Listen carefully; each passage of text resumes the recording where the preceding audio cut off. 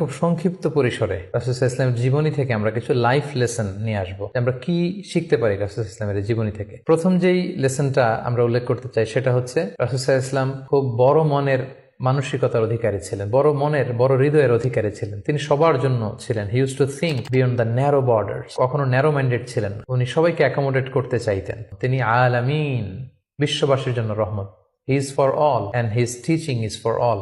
দ্বিতীয় যে শিক্ষাটা আমরা পাই সেটা হচ্ছে রাসূল সাল্লাল্লাহু আলাইহি ওয়াসাল্লাম সবসময় সংঘবদ্ধ জীবন যাপন করেছেন। আমরা যদি দেখি মক্কাতে সংঘবদ্ধ, মদিনাতে সংঘবদ্ধ, যেখানে তিনি ছিলেন সংঘবদ্ধ ছিলেন। এবং আমরা যেন ইউনাইটেড থাকি, কোরআনের শিক্ষাটা তিনি বারবার বলেছেন, ওয়ালা তাফাররাকু, তোমরা বিচ্ছিন্ন হয় না, তোমরা আলাদা হয়ে জীবন যাপন করো না, বরং তোমরা সংঘবদ্ধ জীবন যাপন করো। 3 নম্বর যে শিক্ষাটি আমরা পাই রাসূল সাল্লাল্লাহু আলাইহি ওয়াসাল্লামের জীবনী থেকে সেটা হচ্ছে তিনি পিস লাভার ছিলেন, শান্তিকামী। কখনো সংঘাতে সহজে বিরোধে জড়াতে চাইতেন না। সবসময় শান্তি প্রতিষ্ঠায় তিনি অগ্রগামী ছিলেন। আমরা যদি দেখি যে কুরাইশদের সাথেও কিন্তু তিনি পিস ট্রিটি করেছেন, শান্তি চুক্তি। সাহাবারা রাজি হচ্ছিলেন না, কিন্তু তিনি করেছেন। মদিনায় এসে তিনি মদিনা চার্টার করেছেন, মদিনা সনদ করেছেন, ইহুদিদের সাথে একসাথে থেকেছেন। কিন্তু মদিনা সনদ ভঙ্গ হয়েছে যখন তারা বিশ্বাসঘাতকতা করেছে। তার মানে তিনি সবসময় শান্তির পক্ষে ছিলেন। তো আমরা যারা নবীজির উম্মত বলে নিজেদেরকে দাবি করি, আমরা যেন সবসময় শান্তিকামী হই, আমরা যেন শান্তির পক্ষে থাকি, এটা আমাদের জন্য শিক্ষা। 4 নম্বর যে শিক্ষাটি আমরা পাই সেটা হচ্ছে he was the flag bearer of justice.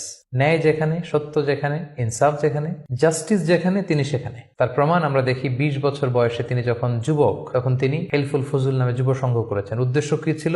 মাআল মাজলুম দিদ্দাল জালিম। আমরা সবসময় মাজলুমের পক্ষে থাকবো, জালেমের বিরুদ্ধে। কোনো জালেম যেন কোনো ব্যবসায়ীকে, ভিনদেশীকে, কাউকে যেন ঠকাতে না পারে। মাজলুমের পক্ষে লড়বার জন্য তিনি এটা করেছেন। তার মানে ইনসাফ, জাস্টিস, ন্যায় পরায়ণতার পক্ষে তিনি সবসময় কাজ করেছেন। আমরা যেন সবসময় ন্যায় পরায়ণতার পক্ষে থাকি, এটাই আমাদের জন্য শিক্ষা। 5 নম্বর যে ব্যাপারটা আমরা দেখি যে রাসূল সাল্লাল্লাহু আলাইহি ওয়াসাল্লামের পুরো জীবনটা যদি আপনারা খেয়াল করেন, সবসময় রাসূল সাল্লাল্লাহু আলাইহি ওয়াসাল্লাম একটা স্ট্রাগলের মধ্য দিয়ে গিয়েছেন। তিনি আল্লাহর নবী, শুধু নবী নয়, শ্রেষ্ঠ নবী, আল্লাহর হাবিব। তার কাছে কোরআন নাজিল হয়েছে, তার কাছে ওহী আসতো, আল্লাহর সরাসরি সাহায্য তিনি পেয়েছেন, আল্লাহর সাথে কথা বলতেন। তারপরেও তার জীবন কিন্তু স্ট্রাগল মুক্ত ছিল না। সবসময় তিনি স্ট্রাগলের মধ্য দিয়েছিলেন।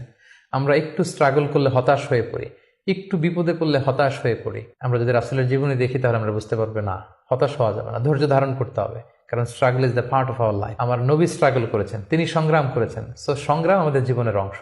এই শিক্ষাটা আমরা পাই। 6 নম্বর যে শিক্ষাটি আমরা পাই সেটা হচ্ছে রাসূল সাল্লাল্লাহু আলাইহি ওয়াসাল্লাম ব্যক্তিগত জীবনে অত্যন্ত সৎ ছিলেন। যে কারণে যে কুরাইশরা রাসূল সাল্লাল্লাহু আলাইহি ওয়াসাল্লামের বিরোধিতা করত, তারাই রাসূল সাল্লাল্লাহু আলাইহি ওয়াসাল্লামকে উপাধি দিয়েছিল আস-সাদিক আল আমিন, সত্যবাদী, আমানতদার। যেদিন তিনি হিজরত করবেন সেদিন তিনি তার ঘরে রাসূল সাল্লাল্লাহু আলাইহি ওয়াসাল্লাম আলী রাদিয়াল্লাহু তাআলা আনহুকে রেখে গিয়েছিলেন। কারণ ওনার কাছে মক্কার অনেক লোকেরা আমানত রেখেছিল। সেই আমানতগুলো বুঝিয়ে দিতে আলী রাদিয়াল্লাহু তাআলা আনহু 3 দিন সময় লেগেছিল। এত পরিমাণে ডিপোজিট ছিল, আমানতের বিভিন্ন জিনিসপত্র ছিল, সেগুলো আলী রাদিয়াল্লাহু তাআলা আনহু বুঝিয়ে দিয়ে তারপরে তিনি হিজরত করেছেন। কতটা আমানতদার ছিলেন আমাদের প্রিয় নবী। এবং ওনার এই ব্যবসায়